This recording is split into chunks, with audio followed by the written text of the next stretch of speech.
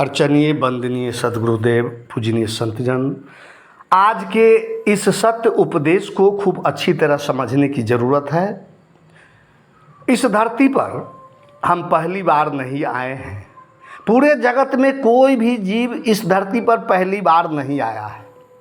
अनंत अनंत जन्मों से हम सभी बहुत लंबी यात्रा कर रहे हैं, लेकिन मंजिल नहीं पा सके। अब तक भटकना ही हुआ है, और भटकने का कारण है कि मंजिल हम बाहर खोज रहे हैं, लेकिन मंजिल हम सबों के भीतर है। हम सभी परमात्मा को बाहर खोज रहे हैं और परमात्मा हम सबों के भीतर है, इसलिए लंबी यात्रा हो गई है। संत कबीर दास जी कहते हैं बीजक ग्रंथ में कि बंदे कर ले आप निबेरा, आप जियत लखू आप ठौर कहूँ, मुए कहाँ घर तेरा। यह अवसर नहीं चेतहूँ प्राणी, अंत कोई नहीं तेरा, बंदे कर ले आप निबेरा। कहाँ ही कबीर सुनो हो संतो, कठिन काल का घेरा। सदगुरु कबीर ने इस मात्र 4 पंक्तियों में जीवन का सार कह दिया है। इस 4 पंक्ति को अगर जीवन में उतार लिया जाए, आचरण में उतार लिया जाए, इस पर विचार कर लिया जाए, तो निश्चित ही बेड़ा पार लग जाएगा। संत कबीरदास जी कहते हैं बंदे कर लो आप निबेरा। हे बंधमान जीव, तू अपने आप का निबेरा कर लो। जीवन रहते ही अपने आप को समझ कि मैं कौन हूँ, इस संसार में क्यों आया हूँ, यह शरीर छूट जाने के बाद मेरा अगला निवास कहाँ होगा। हे मनुष्य, यदि तू इस सुनहले समय में नहीं सावधान हुआ तो समझ ले अंत समय में तुझे कोई मददगार नहीं होगा, क्योंकि काल का आक्रमण बड़ा ज़बरदस्त है। आज तक वह किसी को नहीं छोड़ता। पहले तो यह समझ लीजिए, यह जान लीजिए कि मैं कौन हूँ। संत कबीरदास जी अब संतों से, साधकों से पूछते हैं, प्रश्न पूछते हैं कि कौन तुम्हारी जाति है, क्या है तुम्हारा नाम, और कौन तुम्हारा इष्ट है, कहाँ तुम्हारा ग्राम। इस प्रश्न का उत्तर तो आप लोग जानते ही होंगे, लेकिन कुछ लोग अगर नहीं जानते हैं तो जान लीजिए। कहते जाति हमारी आत्मा, जीव हमारा नाम, ध्यान हमारा इष्ट है, गगन हमारा ग्राम।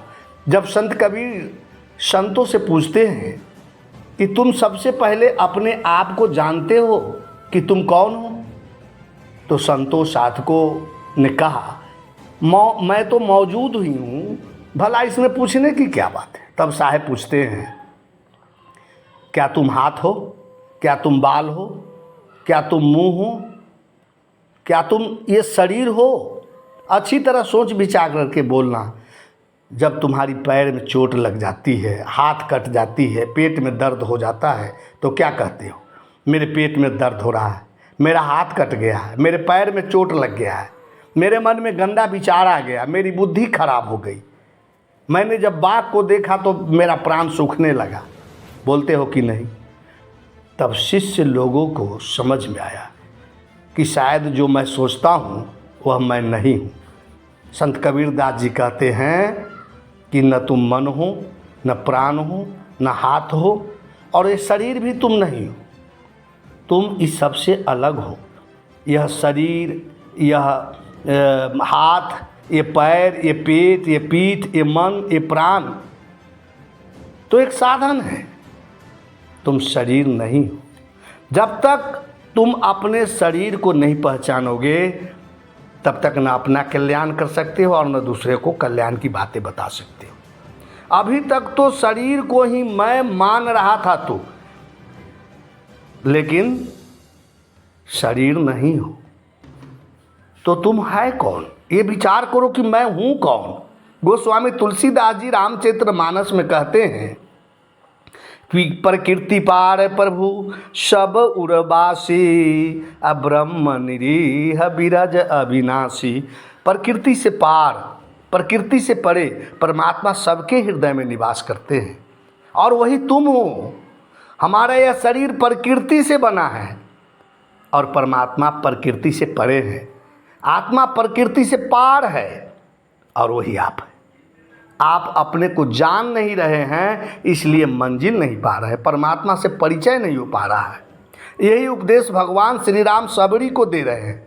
सबरी को प्रभु श्री राम जी कहते हैं कि हे भक्तिमती सबरी, तुम्हें नकली गुरु बहुत भटकाया होगा, लेकिन मेरे दर्शन का बहुत अनुपम फल है। क्या कहते हैं? मम दर्शन फल परम अनुपा, अजीब पावहि निज सहज स्वरूपा। अपने निज स्वरूप आत्मा का पा लेना ही भक्ति का अनुपम फल है, और उसे तुम प्राप्त कर चुकी हो। सच्ची बात तो यह है कि हम सबों का कोई नहीं, कोई रिश्तेदार सगे संबंधी अपना नहीं है।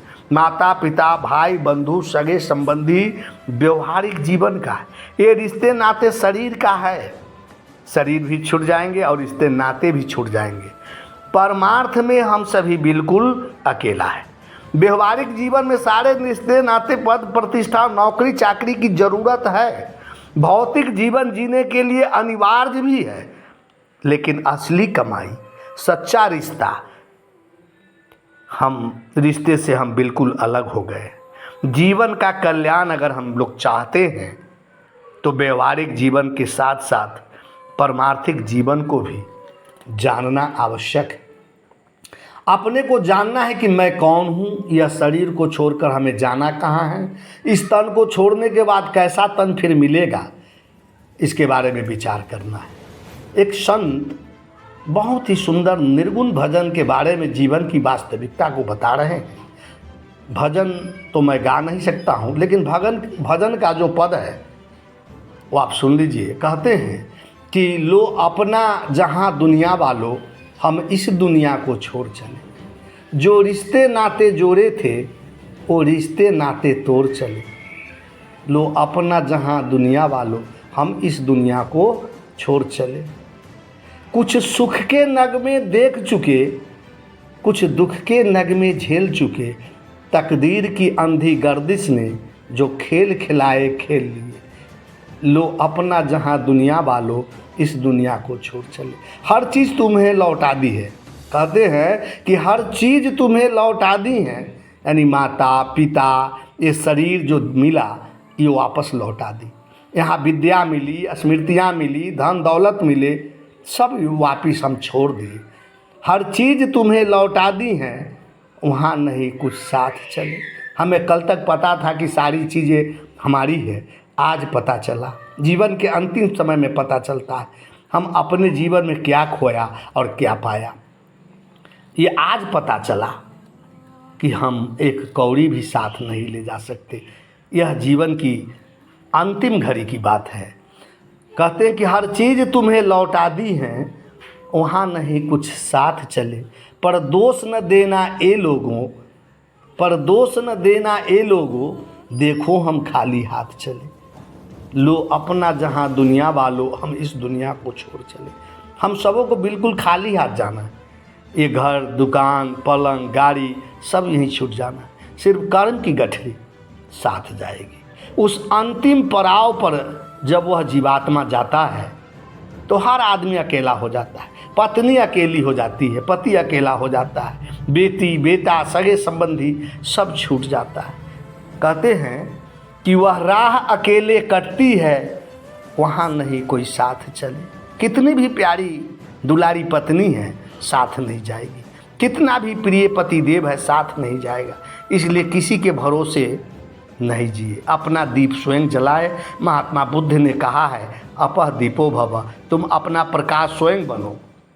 अपने गुरु माता पिता के दीपक की रोशनी में कब तक चलेंगे, वो भी साथ छोड़ देंगे तो अंधेरे में कैसे चलना होगा। इसलिए अपना दीपक स्वयं बने, अपना पुरुषार्थ अपना परमार्थ स्वयं करे, अपने जीवन को स्वयं प्रकाशित करे। वह संत जो निर्गुण भजन गा रहे हैं, अगला कड़ी जो कहते हैं बड़ा मार्मिक। कहते हैं वह राह अकेले कटती है, वहाँ नहीं कोई साथ चले। उस पार न जाने क्या पाए, उस पार न जाने क्या पाए, इस पार का सब कुछ हार चले। लो अपना जहाँ दुनिया वालों, इस दुनिया को छोड़ चले। इस निर्गुण भजन का आशय है कि हम सबों को यहाँ के सभी को छोड़कर चला जाना है। एक तिनका भी साथ नहीं ले जाना। तो विचार करना है, हम जीवन भर उस पार ले जाने वाला कितना पूंजी इकट्ठा किया। सबसे पहली बात, हम जीवन तो गंवा दिया लेकिन अपने आप को नहीं जान पाया। जो अपने को नहीं जान पाया वह अपना कल्याण क्या कर पाएगा। तो सबसे पहले जानना है कि मैं कौन हूँ, मैं क्यों यहाँ आया हूँ, अंत में शरीर छूटने के बाद मेरा क्या होगा, मेरा निवास कहाँ होगा, किस जोनी में फिर मुझे जाना होगा। मुक्ति तो बड़ी दूर की बात है। तो ये भी सत्य है कि कर्मों का फल सभी को भोगना पड़ता है। जैसा जो कर्म करता है उसे उसी प्रकार का अगला जन्म मिलता है और प्रारब्ध भी भोगना पड़ता है। होता क्या है, लोग कहते हैं कि हम जीवन भर देवी देवता ईश्वर भगवान की पूजा किया, मंदिर मस्जिद गए, व्रत उपवास रखे, अनेक तीर्थों में गए, तो कर्म तो जीवन में अच्छा ही किया, निश्चित ही अच्छा फल मिलेगा। मुक्ति को प्राप्त अगर नहीं हम कर पाए तो फिर मानव जोनि ही मिलेगा।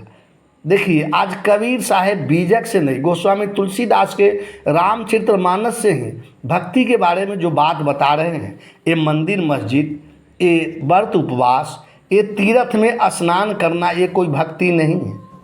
वो क्या कहते हैं प्रभु श्री राम रामचरितमानस में कहते हैं, ध्यान दीजिएगा, कहूँ भक्ति पथ कवन प्रयासा, अजोग नमक जप तप उपवासा, सरल सुभावन मन कुटिलाई, अजथा लाभ संतोष सदाई। राम जी कहते हैं कि भक्ति मार्ग में कहो तो कौन सा परिश्रम, इसमें न योग की आवश्यकता है, न यज्ञ करने की ज़रूरत है, न जप करने की ज़रूरत है, न तप करने की ज़रूरत है और उपवास की कोई आवश्यकता नहीं। सरल स्वभाव हो, मन में कुटिलता न हो और जो कुछ मिले अर्थात सत्य से जितना कमाई मिले, ईमानदारी से कितना कमाई मिले, उसी में संतोष रखें। और आगे कहते हैं कि बैर न विग्रह आस न त्रासा, असुखमय ताहि सदा सब आशा, अनारंभ अनिकेत अमानी, अनघ अरोस दक्ष विज्ञानी। न किसी से बैर करे, न लड़ाई झगड़ा करे, न आशा रखे और न किसी से भय ही करे। उसके लिए सभी दिशाएं सुखमयी। जहाँ कोई भी फल की इच्छा से कर्म नहीं करता, उसे घर में भी ममता नहीं है। जो मानहीन है, पापहीन है, क्रोधहीन है, वही भक्ति में निपुण है, वही विज्ञानी है।